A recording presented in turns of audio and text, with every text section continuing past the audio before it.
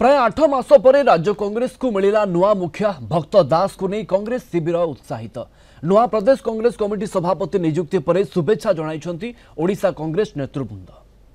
भक्त जो सभापति हिसाब से डिक्लेयर यथेष्ट अभिज्ञता अच्छी से अभिज्ञता बड़े निश्चित भाव में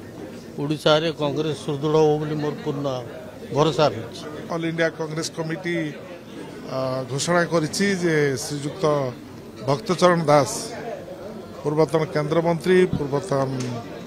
all India Congress committee incharge एवं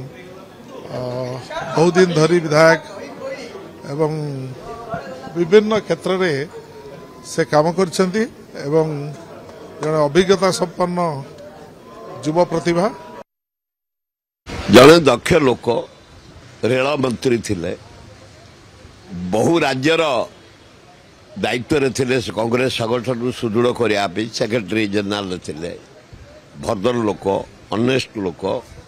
जहा हो 7 मास है मुरबी शून्य होगी पड़ा कांग्रेस ओडिशा रे गोटे अवहेला करा जाइथला कांग्रेस को छिनछत्र हो जाइथला जहा हो आम दाबी परे स्वर उत्तोलन कला परे राहुल गांधी की धन्यवाद खगड़े को धन्यवाद से भक्त दास को पीसी सभापति करछंती खूब भल हम बोली मु आशा कर मुरबी ओडिशा संगठन को सुदृढ़ करने आगे आसबे सब आगे रवि भक्त दास से सन्देह ना विधानसभा दरकार विधायक मानकर